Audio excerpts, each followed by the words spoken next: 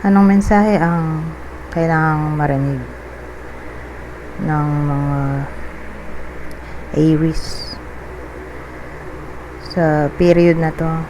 Pwedeng nangyayari na itong magiging reading o mangyayari pa lang.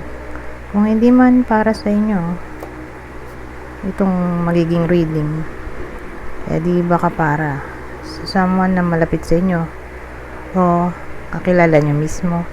Baka may lumabas na gender mamaya. Gawin nyo na lang energy, masculine at feminine energy. Pwede rin naman na huwag nyo nang pansinin ang gender.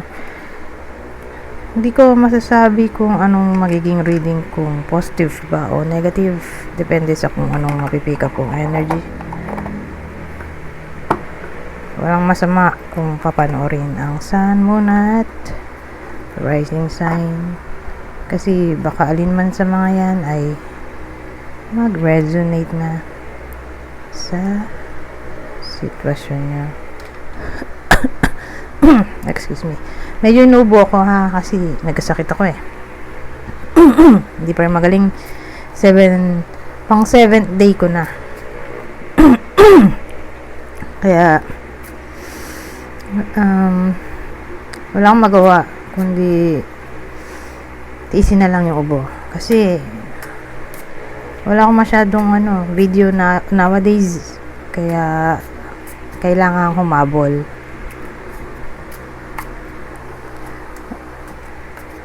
sa mga hindi ko nagawa, OMG,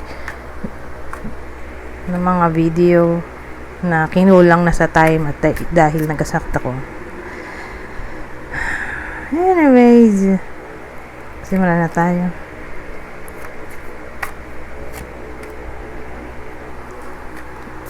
Mag-aalas 12 na pala ng madaling araw. So, pang 8 day ko na, maya-maya, mga ilang minuto na lang. Pero hindi pa rin magaling. Pero at least, hindi na siya yung ubong-ubo. Ito na dati. Plema na lang ang problema ko. So, meron tayo ditong Knight of Swords, 7 of Wands, Page of Swords, Temperance. Wala tayong specific na description ng bida dahil marami tayong court cards. Tignan natin sa clarifier cards. Baka may lumabas pang ibang court card. But anyways, yan natin itong Knight of Swords bago ko magsimula. Knight sinundan ng 7 of Wands.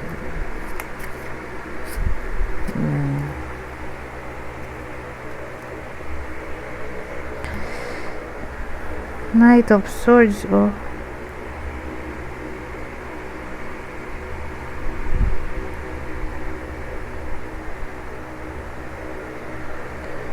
So, yung Knight of Swords natin clarify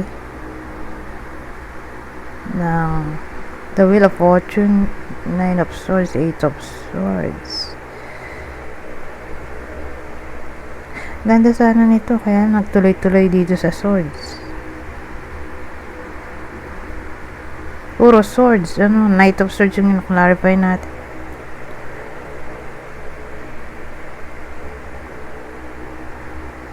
Ang dating kasi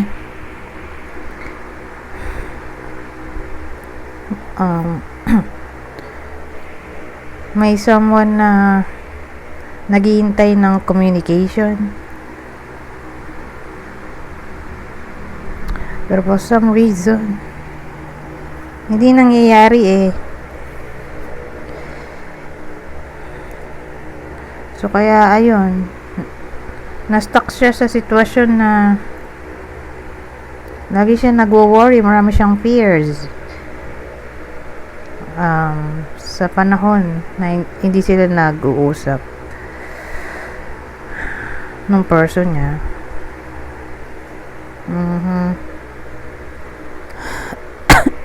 Excuse me.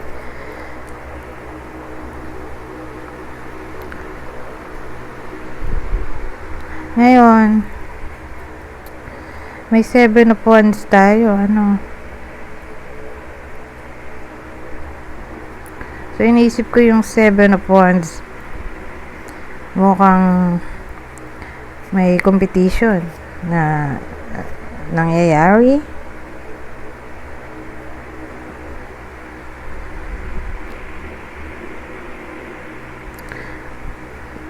Pero malaki yung chance na nag-away sila. Kaya hindi sila nag-uusap nowadays. So, ngayon, katabi niya 7 of Wands, diba? So, probably, may competition o power struggle na nangyayari.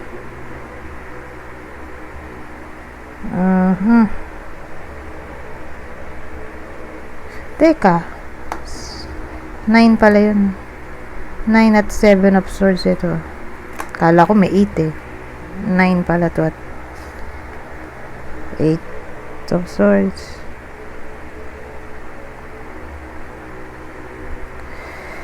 Alamin natin tong 7 of swords. Kung anong klaseng meaning ba yan. Kasi marami siyang meaning. Competition, power struggle, defense. Naka-defense mode.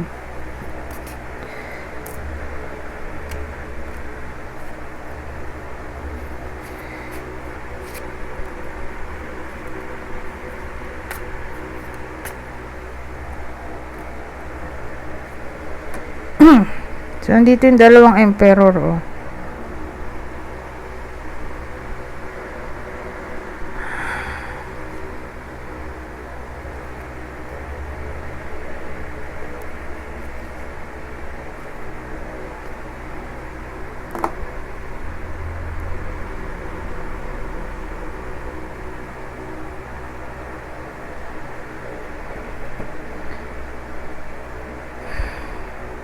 Five of Pentacles.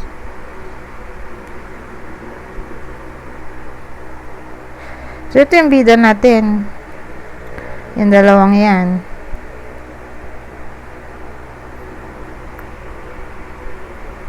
Maaaring mga senior na, or kung di man ganun ay magulang na sila. May anak na, or buntis siguro yung babae nowadays. So, kunin nyo lang info na sa tingin nyo fit sa sitwasyon nyo. Ngayon, kung dito para sa inyo, di baka para sa someone na malapit sa inyo o kakilala. Pwede rin sa idol. Na pwedeng tamaan ng description. So, again, magulang na, o buntis ngayon, o senior. Pwede rin mayaman, kung di mayaman. May business, kung walang business, di may trabaho.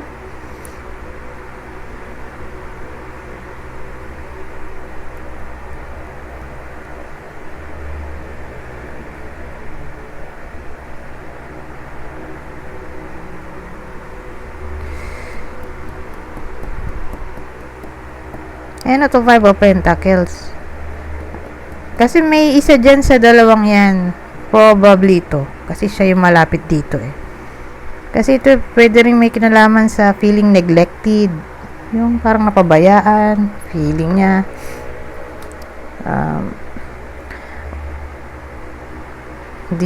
Hindi siya pinapansin nung partner. O feeling niya walang care. Yung partner niya masyadong cold, or hindi siya good provider. Feeling ng babae kasi malapit nga siya dito. Di good provider. Asawa niya o walang ambisyon, maliit sahod. Parang hindi siya masaya yung babae sa buhay na meron siya kasama yung asawa niya. O kulang sa pagmamahal siguro.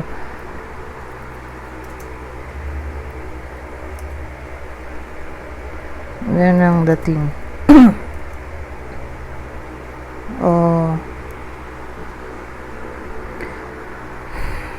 Mahirap sila.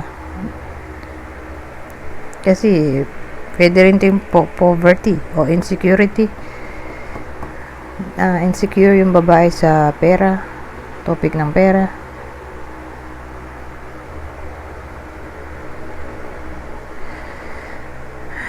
Yun yung naging struggle card to 7 of Wands natin, o power struggle in a way na nag-away sila sa pera.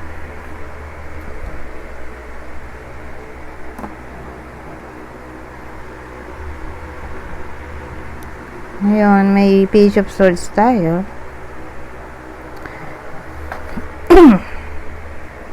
Ngayon, since may lead na ako, hindi ko na siya lalagyan ng clarifier cards. Kasi naglalagay lang naman ako ng clarifier cards kapag hindi ko alam kung anong direksyon ng story. Pero ngayon, malinaw na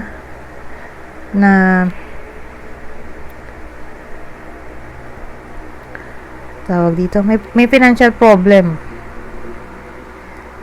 yung mga bida. Tapos yun yung pinag-aawayan nila, pera. Maaring di sila nag-uusap ngayon, whether long distance sila or napalayo yung isa sa nila dahil sa work, or umuwi ng probinsya, or magkasama sila sa isang bubong pero di sila nagpapansinan. Yun yung start ng kwento. Walang communication, na parabang may isa dun sa dalawa na gusto ng communication, assurance.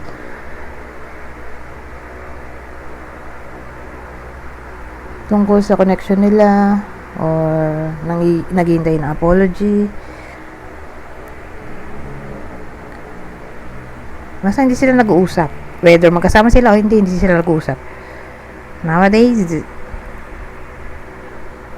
Ngayon, dahil ganun nga ang sitwasyon, may problema sila financially, or sabihin natin hindi man literal na financially, feeling nga ng babae hindi good provider yung asawa niya, or hindi siya masaya sa buhay na meron siya. Feeling niya walang pakialam yung partner niya, hindi nagki-care, ni-ignore siya, o sabihin natin feeling niya yung partner niya hindi ginagampanan yung responsibility niya bilang asawa or tatay ng mga anak. Kasi malaki chance na magulang na yung mga bida dito Anyways, since di nga sila nag-uusap, papasok na yung Page of Swords na may kinalaman sa spying, vigilance.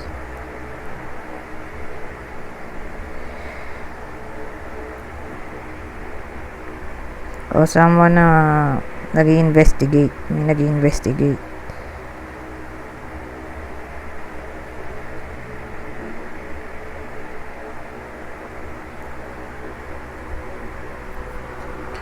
So,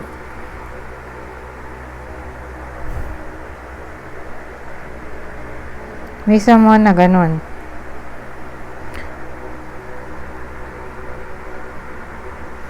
Since di ko na kinalarify, hindi ko lang masabi kung babae o lalaki yung nag-spy. Basta may nag-spy dito.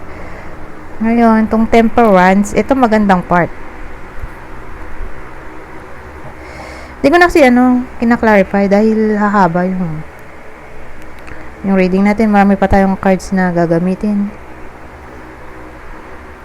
Basta ang mahalaga, Temperance yung dulo. Yung Temperance, may kinalaman syempre sa reconciliation, negotiation, win-win solution, agreement. Kaya malaki ang chance na maayos din naman ng lahat sa tamang panahon.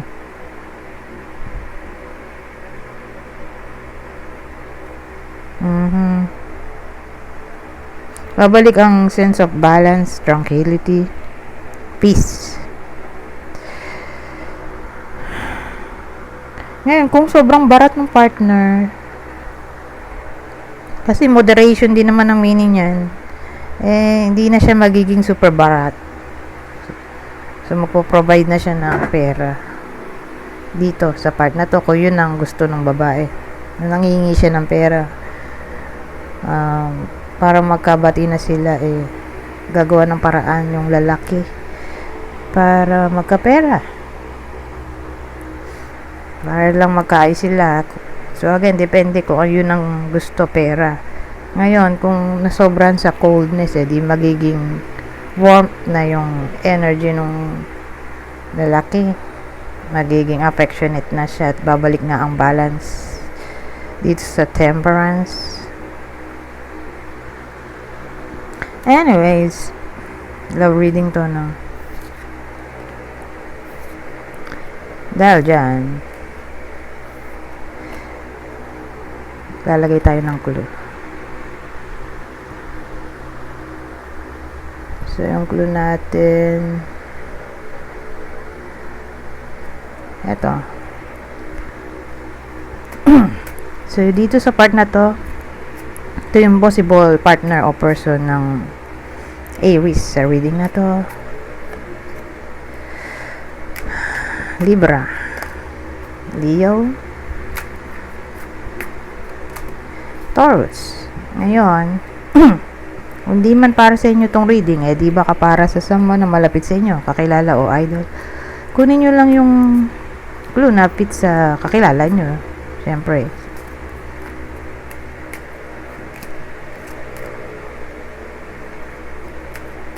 Ito yung possible zodiac sign niya. Pisces, Virgo, Sagittarius.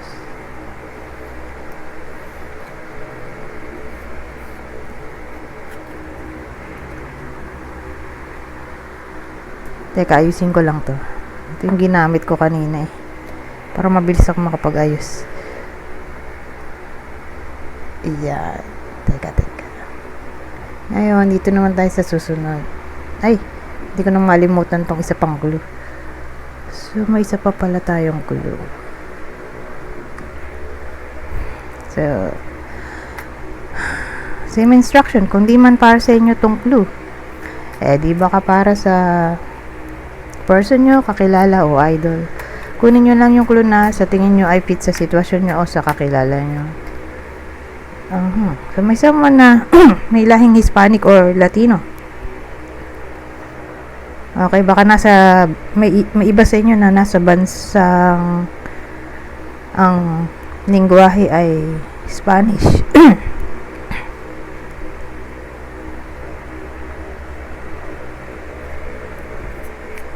O kung di man ganun sabihin natin lahi, di ba? Kung di man lahi o may someone na nasa ganun, nasa lugar na puro Spanish ang language.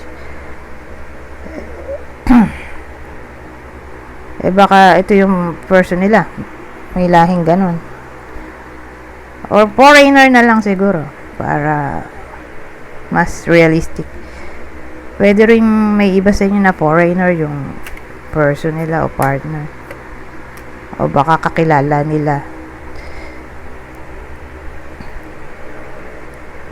Yun yung jowa. Kasi kung di nga tumama sa inyo tong reading, pwede rin doon sa kakilala nyo. May someone na may mga buhok sa mukha, facial hair So, pwedeng may bigote, balbas. So, may someone din na maganda manamit tulad nito. Elegante. O baka ganito talaga uniform, who knows.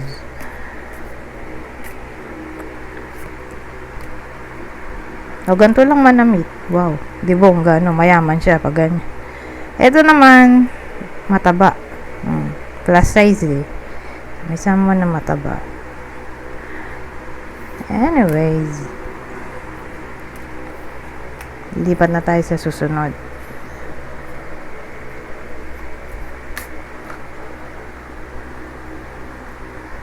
So, dito naman tayo sa kabilang deck.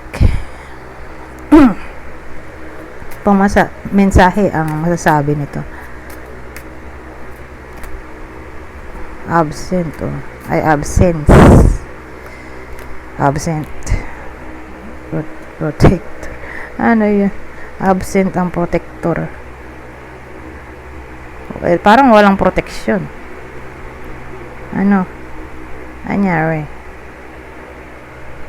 Ang walang sense of protection o security.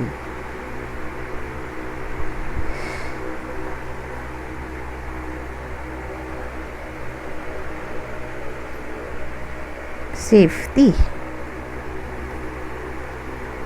Walang safety. Maganda kung ano to.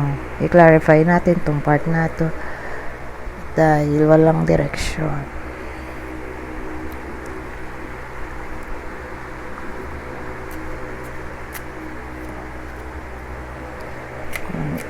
Concord,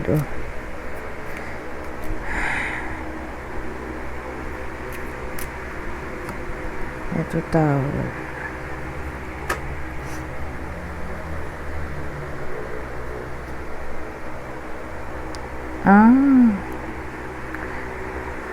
So meron tayo ditong ano,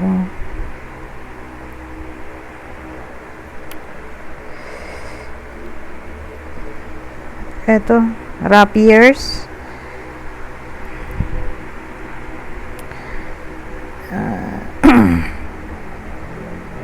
So safety, walang safety.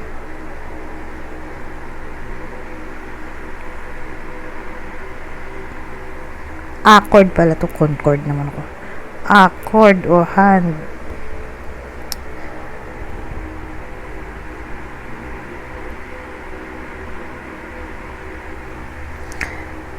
Ito, threat kasi to eh.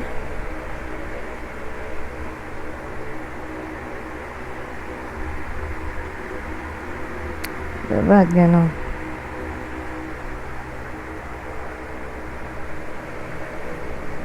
Para ba siyang may kinalaman sa promise, agreement, deal. So beware. Sa period na to, sa anything na may kinalaman sa agreement, contract,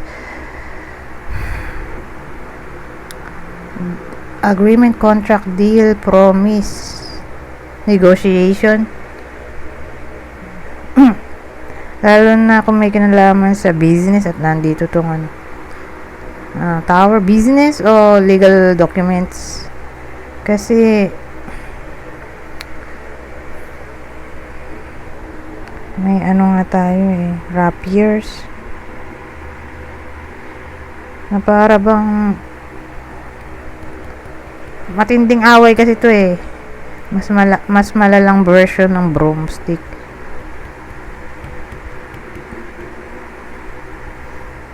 Na pwede siyang mag-lead sa legal case. Ayun, agreement kasi naghawakan sila ng kamay eh. Ito, walang safety. So again, mukha siyang contract sa akin. Business signing, sponsorship.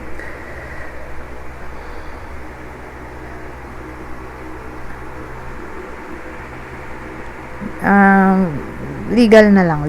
Anything na may kinalaman sa legality na pwedeng ma-involve yung iba sa inyo sa period na to, maganda kung i-decline na lang or pag-aralan mabuti. Baka kasi mapahamak sila sa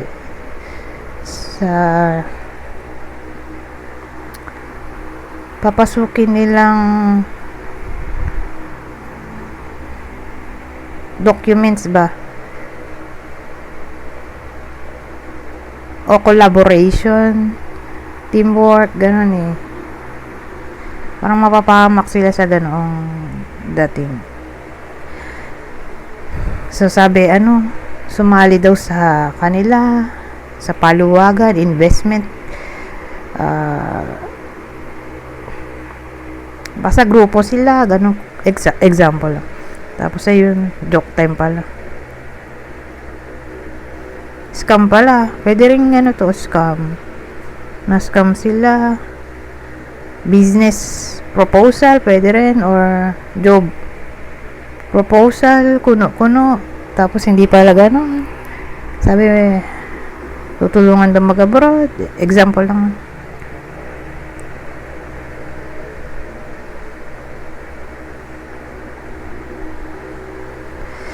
Ayun, doon papasok to. Masyadong mabigat yung ano. Kakaharaping problema kung hindi may iwasan. Kasi nga may ano siya, documents eh. Mag-i-involve sa documents.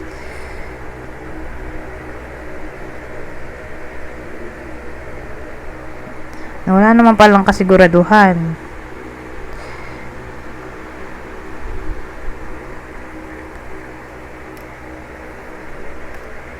Huwag masyadong maniniwala sa proposal na lang o promise kung may darating man na ganyang eksena sa period na to, dahil malaki chance mapapahamak yung iba sa inyo. Uy, 26 minutes na pala to. Ito last na to. Last is spread.